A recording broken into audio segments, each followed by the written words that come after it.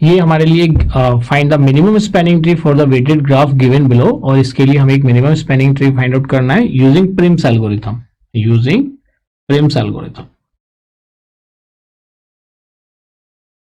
Using Prim's algorithm.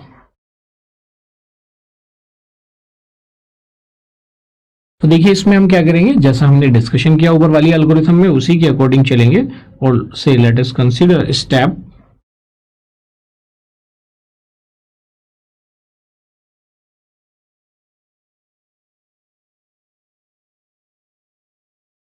से step UV and B. तो first step हमारा क्या है, इनिशियलाइजेशन।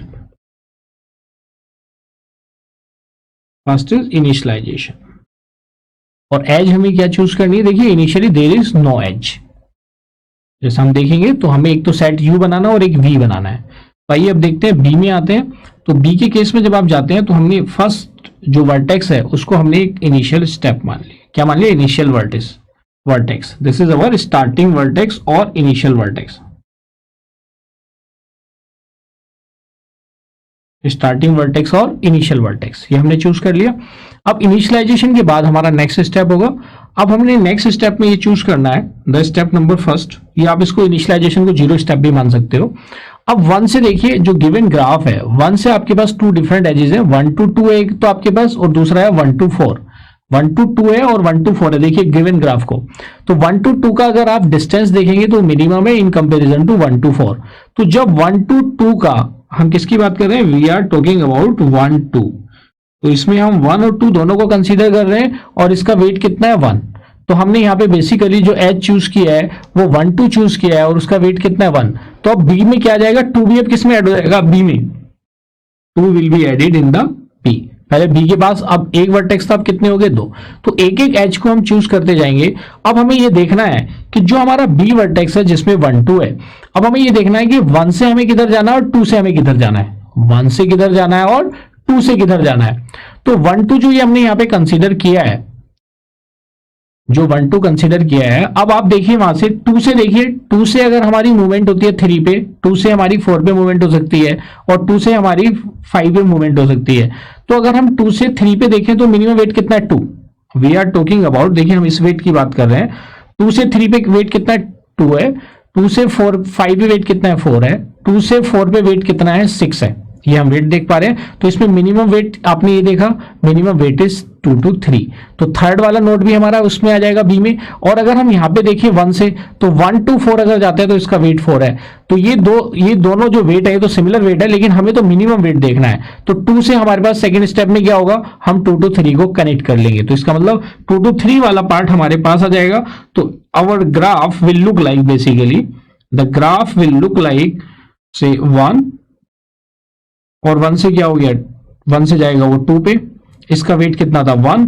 इसके बाद 2 से किस पे जाएगा 3 पे, और 2 to 3 कितना वेट है 2। ये हमने एज्यूम कर लिया 1 to 2 1 वेट है, और 2 to 3 कितना वेट है 2 वेट है। ये हमने यहाँ पे कंसीडर कर लिया। अब जब अभी हमने कंसीडर कर लिया तो सेकंड जो हमारा स्टेप है, सेकंड स्टेप में हमने एज कौन सा चूज किया, वी हैव चूजन 2 3। जो हमने एज चूज किया, एज क्या चूज किया हमने 2 3 एज चूज किया। तो जो हमने 2 3 एच चूज किया, अब बी में एक हमारा एडिशनल एक और वर्टेक्स आ जाएगा जिसका नाम क्या है 3। So the B set will be 1 2 and 3। ये हो गया बी सेट, यहां तक क्लियर है। अब 1 2 3 बी सेट में आ गया। अब हमें ये देखना है कि हमारे पास 3 डिफरेंट वर्टिसेस हैं, जिससे आगे हमें फर्दर मिनिमम वेट मिलेगा, उसको हम कंसीडर करेंगे। तो आइए देखते हैं थर्ड स्टेप। थर्ड स्टेप में हमने देखा 1 से भी चेक करेंगे। देखिए 1 से देखते हैं तो उसका मिनिमम वेट कितना है 4। आइए हमारे पास 1 है 2 है और 3 है, ये 2 डिफरेंट वर्टिसेस है। 1 से अगर आप देखेंगे तो ट्रांजिशन किस पे हो रहा है 4 पे हो रहा है, तो इसका एक तो वेट 4 आ गया। फिर 2 से जो ट्रांजिशन हो रहा है वो तो ऑलरेडी हम कंसीडर कर चुके हैं। 2 का एक ट्रांजिशन है 6 वेट के लिए, एक ट्रांजिशन है 4 के लिए। तो और 3 के लिए अगर हम आते हैं तो एक ट्रांजिशन है 5 के लिए, एक ट्रांजिशन है 6 के लिए। तो अगर हम ये जो जितने भी ट्रांजिशन है 4 6 5, अगर हम इन सारे वेट्स की बात करते हैं तो इसमें मिनिमम वेट कौन सा है, द मिनिमम वेट इज 4। तो जब मिनिमम वेट 4 है, अब मिनिमम वेट 4 में 1 to 4 एच भी है और 2 to 5 एच भी है। अब ये हमारे ऊपर डिपेंड करता है, हम इनमें से ये कंडीशन क्या होगी यहाँ पे होल्ड हो गई। तो यहाँ पे जो ये होल्डिंग कंडीशन है, तो यहाँ पे हम डिसाइड कर सकते हैं कि अब हमारे पास ऑप्शन है कि या तो हम 2 to 5 एज को ले लें या 1 to 4 एज को ले लें। It's up to us. तो कोई सी भी एक एज हम चूज कर सकते हैं। सपोज करो मैंने 1 to 4 एज को चूज कर लिया। तो जब मैंने 1 to 4 एज को चूज किया, किसको चूज किया? 1 to 4।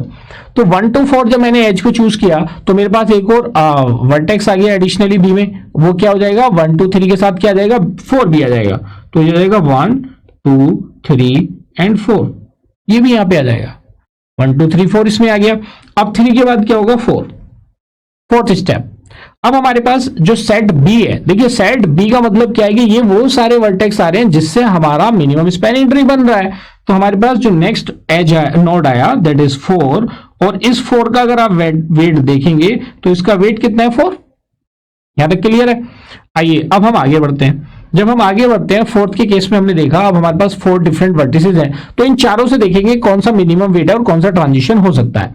तो आइए देखते हैं। यहाँ पे हमने यहाँ पे देखा 1 से 1 के लिए ट्रांजिशन ऑलरेडी हो चुका है। 1 को तो कंसीडर नहीं करेंगे। हमारे पास बचता है 2 4 एंड 3। इनके लिए अगर हम ट्रांजिशन देखते हैं तो 3 से आपने देखा 2 ट्रांजिशन है 6 और 5 के लिए। 2 से भी 2 ट्रांजिशन है 6 और 4 के लिए। 3 जो 4 है उससे भी आपके पास 3 ट्रांजिशन है 6 3 और 4 के लिए। अब हमारे ऊपर डिपेंड करता है कि इसमें से कौन से ट्रांजिशन को हम कंसीडर करें। तो इसमें जिस ट्रांजिशन को हम कंसीडर करना चाहते हैं तो इसमें मिनिमम वेट अगर हम देखेंगे तो वो किसके लिए है? 4 5 एज का वेट मिनिमम वेट है। चाहे हम इसका कंसीडर करें, इसका कंसीडर करें, इन सभी एजेस में जो हमारे इस ग्रुप में या इस सेट में अवेलेबल है, इन वर्टिसेस की हम बात कर रहे हैं। तो मिनिमम वेट क्या है? 4 to 5।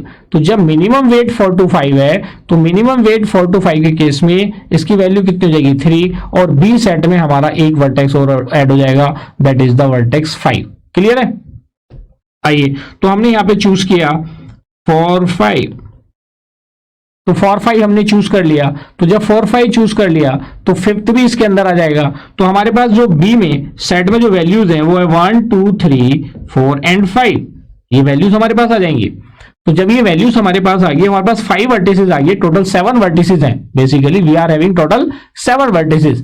तो अब यहाँ पे हमें देखना n की वैल्यू हमारे पास यहाँ पे 7 वर्टिसेस की है। और वो 7 वर्टिसेस कौन कौन से हैं?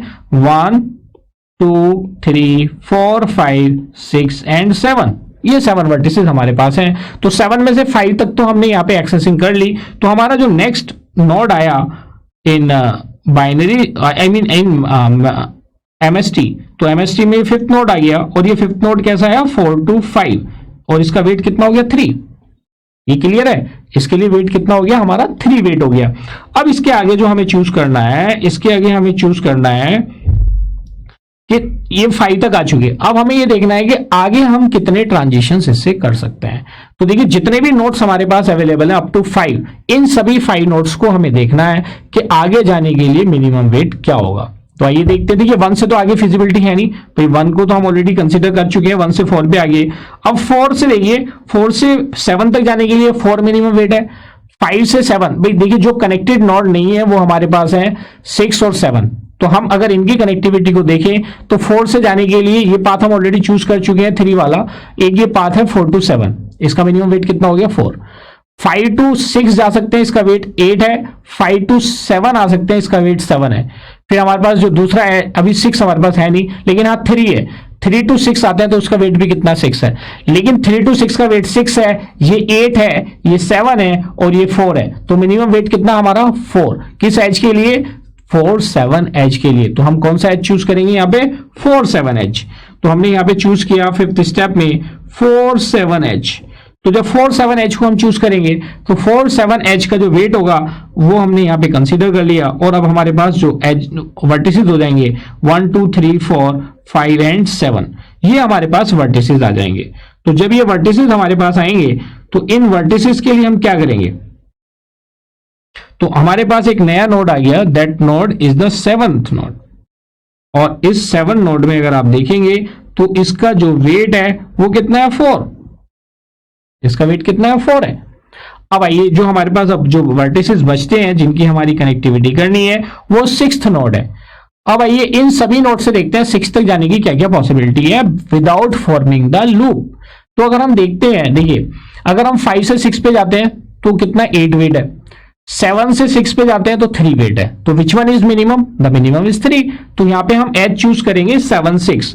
सो नेक्स्ट स्टेप में हमने 7 6 वेट को 7 6 एज को चूज किया जिसका वेट था 3, और अब हमारे पास सारे वर्टिसेस आ गए, मतलब सारे वर्टिसेस को हमने ज्वाइन कर दिया विद मिनिमम वेट। तो हमारे पास जो नेक्स्ट एज है, नेक्स्ट नोड इज 6 और इसका वेट कितना है? 3। Its weight is 3। ये हमने कंसिडर कर लिया। यहां तक क्लियर है? So this is our required minimum spanning tree जो मैंने यहां पे बनाया। This is the required minimum spanning tree, और इसका अगर मुझे मिनिमम वेट फाइंड आउट करना है, so the minimum weight will be minimum weight is equal to, how much is the minimum weight? Minimum weight is equal to 1 plus 2 plus 4 plus 3 plus 4 plus 3। ये minimum wait हो गया।